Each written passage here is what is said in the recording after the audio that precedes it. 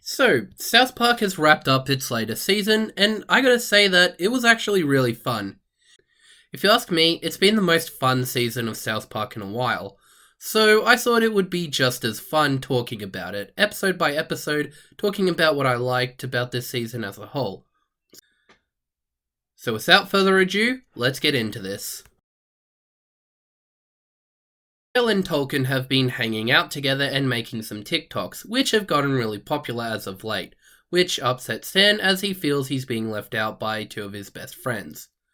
So Cartman, along with Cupid Yee, takes it upon himself to try and make things right, by telling Tolkien that Jewish people run Hollywood and Kyle is the center of it, and although he knows better at first, Tolkien, along with the rest of South Park, begin believing these claims and eventually start harassing Kyle. For those who aren't aware, this is supposed to be parodying Kanye West's anti-Semitic remarks, which is what Cartman and Cupid Yee are standing in for. Now, you could ask why they didn't use the real deal instead, since they've done it twice before already, and I'll be honest, I was a bit upset myself. I think the reason is because of these remarks, it would feel a bit too real for some people if they did just parody Kanye directly. So, to compromise, who better to use than Cartman and Cupid Me, which actually makes the episode more interesting in my opinion. I do think this plotline was really good, even though it is now a little bit dated.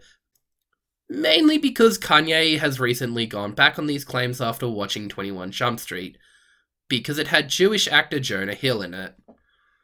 Yeah, I don't understand Kanye's thought process at all.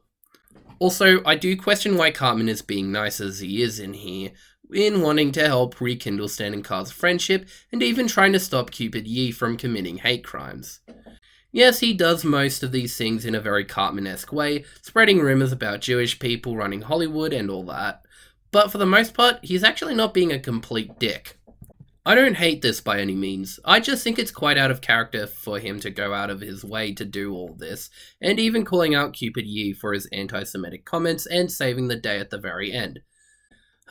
Maybe somebody from the future showed him what he'd be like, and he's making sure he stays as far away from that as possible. Then there's Kyle having to deal with all the attention of supposedly running Hollywood, and also having his newfound friendship with Tolkien being challenged, since he starts to feel ignored and thinks that Kyle may be trying to take control of said friendship. I definitely think both Kyle and Tolkien were pretty good in this episode.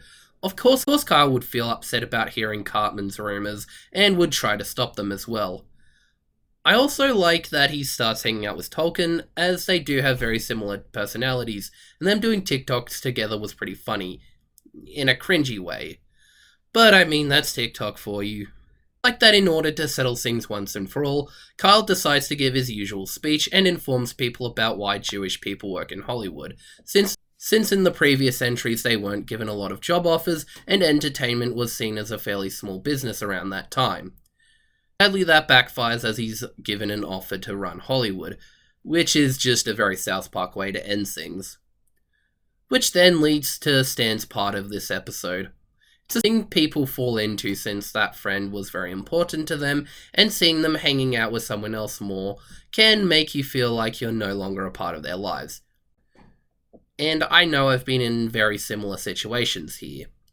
Keep in mind that Stan also started hanging out more with Tolkien in the last season and the Streaming Wars specials, so it's definitely a double whammy when both of your closest friends don't include you in things. Luckily, Stan does apologise to Kyle, telling him that he's fine with him hanging out with Tolkien, and even joins them when Kyle makes his big speech. I will say that it's weird that Tolkien has previously taken Stan's girlfriend, his dad stole Randy's idea to make a weed farm, and now has taken his friend. Okay, I know wording it like that is a bit problematic, but it's just something I've noticed with the Black family taking things from the Marshes. Maybe their never-ending war from last season is still going.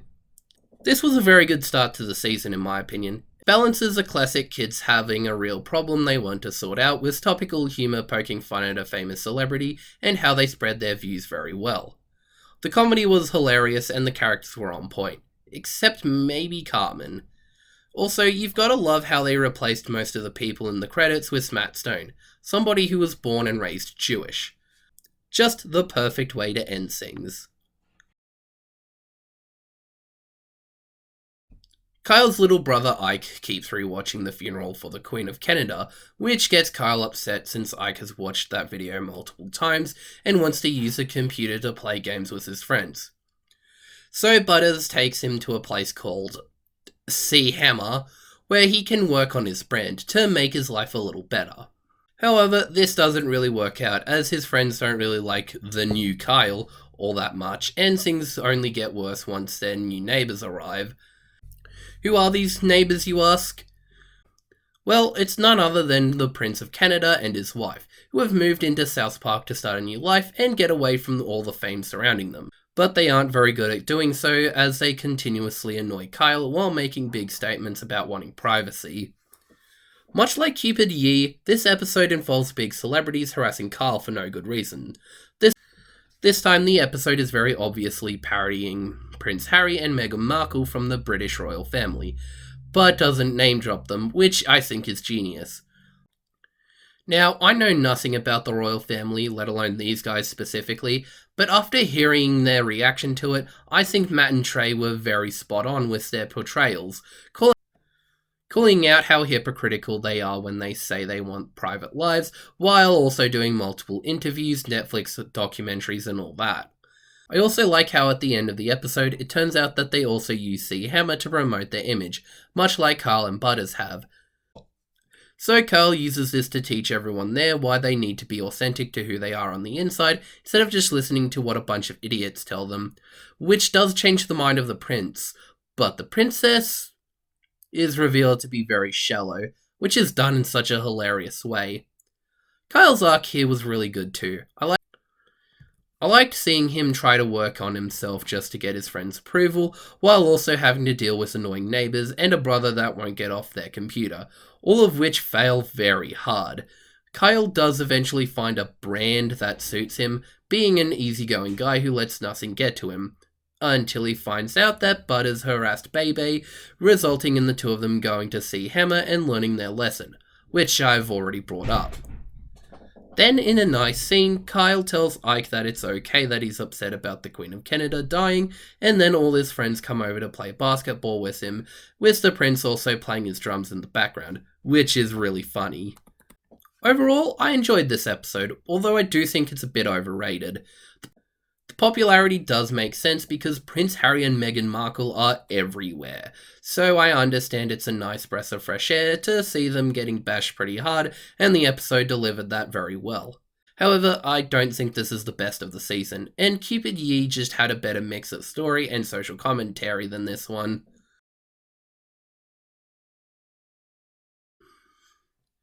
After his old toilet breaks down, Randy buys a Japanese toilet which cleans him really well, so he decides to show it off to everyone in South Park. Until he gets shot and Stan goes on an investigation to see who did it, only to find out about some really scummy behind-the-scenes things with toilet paper companies and how they have more power than people realize. What I really like about this episode is how it starts off as your usual Randy gets into a new obsession and tries to push that obsession as far as he can. But then he gets shot by the toilet paper companies, where Stan takes over promoting Japanese toilets, until Randy comes back to shut the whole thing down and bring back the old toilet. Just so in character for Randy to at one point be 100% about change, only to completely flip the switch once his bragging bites him in the ass. Just shows how little he really cared about wanting to improve toilets and only wanted to brag to his friends. Unlike some, I did foresee him getting shot, as earlier he bragged about his family being like the Kennedys. And you know that's not going to end well. I also like how said bragging affects Stan at school, with everyone making fun of him for being so rich, or asking him to stop talking about the toilet. Then Stan realizes that his dad might have had a point about the toilets, diving deep into the situation, which leads him to finding out that Jimmy tried to expose the toilet paper companies, but once he got close, those companies really tried to mess up both him and his family. There's actually a lot of interesting things to learn here, like how lots of trees are cut down just to make toilet paper, and how it doesn't really wipe you very well, and how 70% of the world actually doesn't use it anymore, and that soap and water is a much better alternative. It's a very informative episode on a very disgusting topic that only South Park could make. Now, there are people saying that the ending was a bit rushed, and I do see that. But I think that's intentional, as, like I said before, I think Randy would completely backtrack on Japanese toilets after realizing how much power toilet paper companies have, and I also think they might be saving a more in-depth takedown on the issue in the upcoming specials. So, as is, I really liked Japanese toilets. It's a subversive take on the typical Randy episode, turning into a mystery story. It was very effective in bringing up a lot of interesting points about toilet paper, and was just really funny. Wendy is upset with Stan as he hasn't been replying to any of her texts and instead has just been giving them the thumbs up. Stan asks Clyde for advice, who tells him about ChatGPT, an AI app that can help people write in many ways, from essays, books, but most importantly, talking with girls. Obviously, Stan uses this to chat with Wendy, and things are alright, until PC Principal catches wind of it. It's been a while since we've heard anything about Stan and Wendy's relationship since season 20, where they broke up and tried to get back together, which was interrupted by Butters. But apart from that and the pandemic specials, until now, and what better way to bring that up than the use of AI?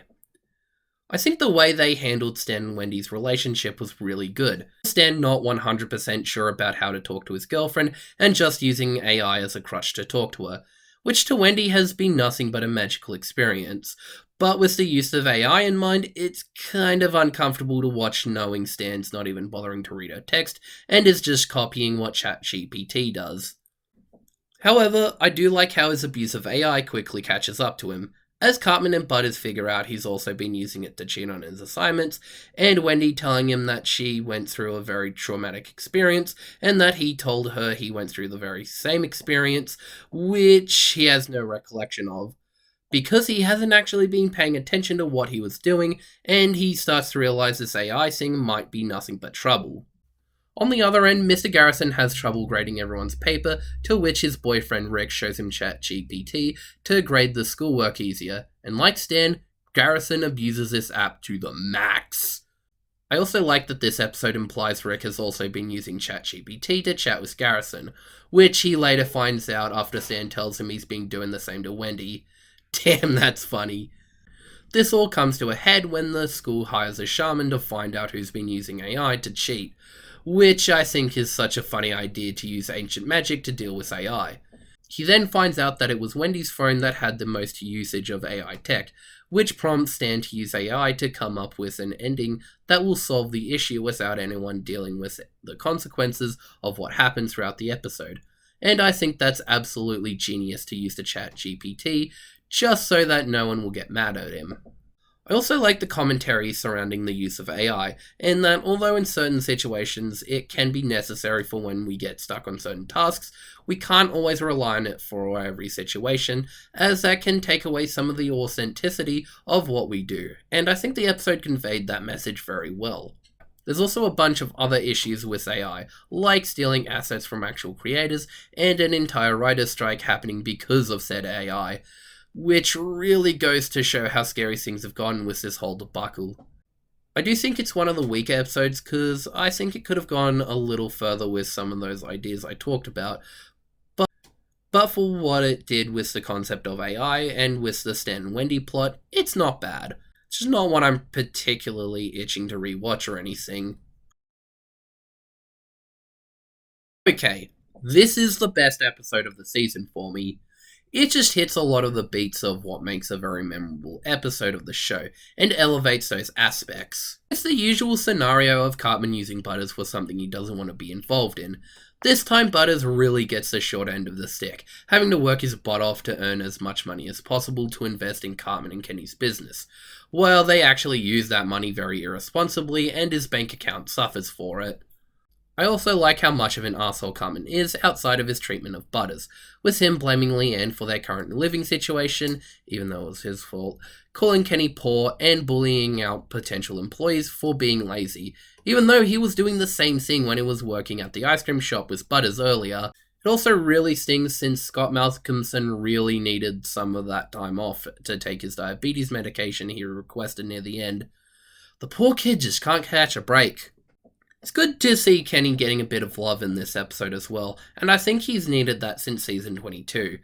He doesn't affect the story too significantly here, but I do like seeing him hanging out with Cartman throughout the episode and just having fun. My favourite part is definitely him and Cartman bursting out in laughter when the news guy announces the restaurant's name as Dick and Balls Hot Dogs. It's totally something kids would do in this situation. Who wouldn't want to own a restaurant named Dick and Balls? It's hilarious. It's also a good social commentary, not just on how some people can abuse the privileges of mental health days, and how those people can act incredibly hypocritical when their roles get reversed, but runs parallel to Matt and Trey recently buying out and renovating Casa Bonita, a real-life restaurant you may remember appearing in the Season 7 episode of the same name. Definitely an interesting choice to go, especially since they were huge fans of that restaurant and now own it.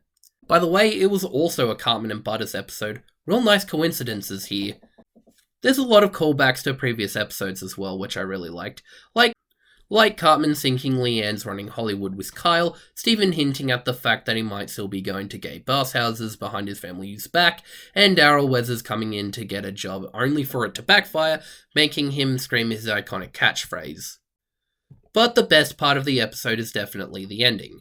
When Cartman reveals that his plans for his restaurant have fallen through, he assures Butters that he can at least have a house that will bring him lots of fun times all to himself. However, Butters lashes out in a rage and decides to run the entire business all on his own, to huge amounts of success. And once all the revenue comes in, he teams up with Leanne and they strike a deal to franchise the business into other parts of America. And Cartman is forced right out of Dick and Balls Hot Dogs and back into his old house. Although it's not the first time he's gotten a one-up over Eric, Butters really stepped up as a character and did not want his efforts and suffering to be in vain. It's especially nice since his last showcase episode in season 25 had a very downer ending for him. But I also love the irony of how Cartman first wanted to get out of the hot dog, only to want it back now that living there could have been a fun experience. Like I said, this is hands down the best episode of the season, as it just did such a good job not only in its characters, but is also well written, subversive, and incredibly funny on many fronts. If you love Cartman and Butters episodes, this will definitely be right up your alley. It's spring break and Mr. Garrison has 2 tickets to go to Myrtle Beach for the event with his boyfriend Rick. However, things quickly go south once Garrison finds that there are tons of mugger stores there, and unable to fight the urge, he sneaks over there to rally behind Rick's back. I actually really liked how they handled this storyline, with Mr. Garrison not really wanting to rally for his presidency, but keeps getting back into it everywhere he goes, mirroring some people who used to do frat parties all the time, falling back into those habits once they get the opportunity. Such a perfect story to do with this character, especially since Trump is getting ready to run for presidency once again. The highlight for me is definitely Rick. In his first episode, Pajama Day, he came off as if he really wanted nothing to do with Garrison, but was probably desperate for a partner and felt he had to settle. But this episode definitely turns things around for me, as it seemed like he really wanted to spend time with Garrison, but kept getting the short end of the stick, which made me feel really bad for the guy. But he does stand up for himself and leaves Garrison to his own devices. This does, however, wake up Mr. Garrison, who goes on live television to make a big speech on how much he regrets his actions, wanting Rick's forgiveness as he gets ready to go back to South Park. And all of Garrison's followers storm the US Capitol once again, this time in Rick's name, which is pretty funny. Later, Mr. Garrison does return home, vowing to never go back to that lifestyle, and prefers to stay with Rick, who does accept this apology, but knows things might go wrong again, and decides they should just test the waters for now.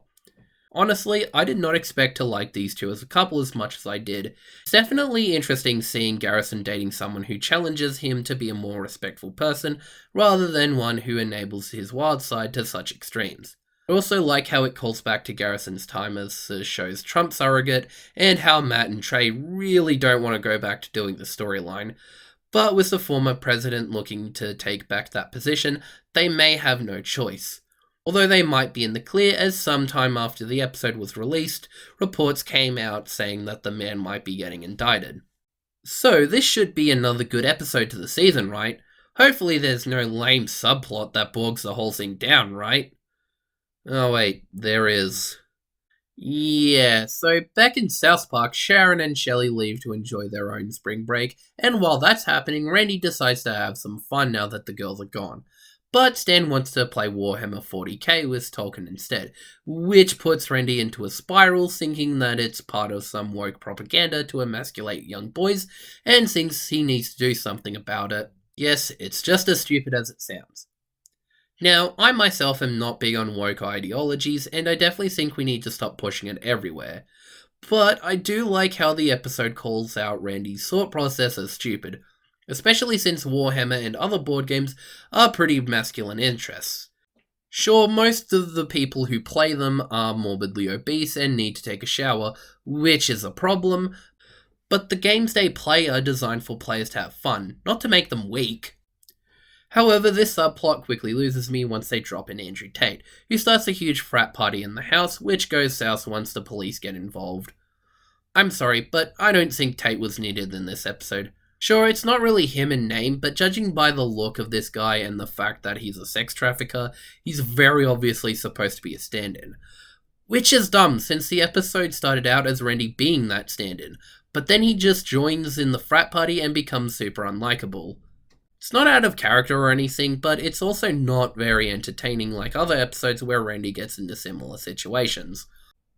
It would have been funnier if he kinda organised this frat party by himself, or maybe with Steve and Tolkien's dad, and kept trying to push it onto Stan and Tolkien, showing how ironic he's being, as he was complaining about woke messages doing the same.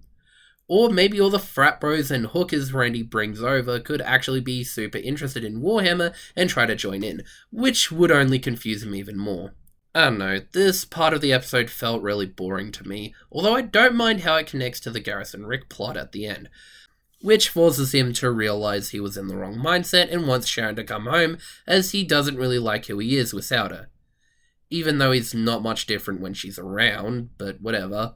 There are also complaints about the animation quality being on the lazy side with the use of live action footage and what looks like Matt and Trey's actual Warhammer collection being used as PNGs in the episode. And honestly, I don't see the complaints. South Park's used live action footage multiple times before, and we've all been cool with it, so I don't see why we're getting mad now. I also didn't notice that the Warhammer sets were actual photos of Matt and Trey's collection, so that didn't bother me either. Although I did not like seeing animated characters in a live-action background, that really put me off. I do like this episode quite a bit, mainly for Rick and Garrison's plot, but the Randy stuff really could have been a lot better. So, what are my final thoughts on South Park Season 26 overall? I really loved it. It's a great return to form for the show, focusing on blending its political satire with more outlandish comedy, and also balance the show's episodic nature, while still giving certain arcs some satisfying development. It was also nice seeing some callbacks and giving more depth to returning episode ideas that haven't been revisited in a while. The characters were also really fun this time around. It really felt like everyone got a good amount of spotlight, from the main four boys, Butters, Randy, Mr. Garrison, Rick, Jimmy, and Tolkien. It was also nice to get some much needed love for characters that haven't been around for a while, like Wendy and Cupid Me. I also liked how the season handled celebrities not needing to name drop anyone, while still making things clear as to who they are parodying. Although, the Andrew Tate knockoff was lame. There were some storylines I think were a little weak, a couple of inconsistencies here and there, but for the most part, this season was really great. Don't get me wrong, I've liked some of the previous seasons in the last couple of years, but I think this one was definitely the most consistently good season we've had in a while, and had a stronger batch of episodes. But now, let's rank these episodes to see which is the worst and which is the best. Number 6, Deep Learning. I like this one for how it handled the concept of AI technology and Sam and Wendy's relationship, but it's nothing all too memorable or funny outside of that. Number 5, Spring Break. I really enjoyed the Garrison-Rick relationship and how it tied into Garrison's time as Trump, but the side plot with Randy and Andrew Tate really left a lot to be desired. Number 4, Worldwide Privacy Tour. I really liked how this one made fun of Prince Harry and Meghan Markle, and the subplot for Kyle learning to be himself was really well done. Number 3, Cupid Ye. Really good commentary on Kanye West's anti-Semitic views without actually having him in the show, and seeing Kyle stand up to the stereotypes of Jewish people in Hollywood was really cool. Number 2, Japanese Toilets. Really funny Randy obsession plot that quickly changes into an interesting mystery thriller about toilet paper companies. And number 1, Dick and Balls Hot Dogs, an absolutely glorious Carmen v. Butters episode that ended out on a really funny twist and also had Kenny doing something in the plot. So that's how I feel about this season. I definitely think a lot of the episode concepts will be revisited in future episodes, or upcoming specials whenever those hit, like the toilet paper conspiracy, the Cupid Yee stuff, and Dick and Balls Hot Dogs, which I think will be very interesting to see unfold. But that's basically all I've got to say on South Park Season 26. I hope you've enjoyed hearing what I had to say here, and if you want to see more videos like this one, definitely hit all the YouTube buttons so you can stay tuned to my content. Especially that notification button, because that's basically the only way you'll know I've made more videos on this platform. Sorry. Anyway, this is Jedi-Liam 64 signing out, and thanking you all for watching and supporting my amazing content.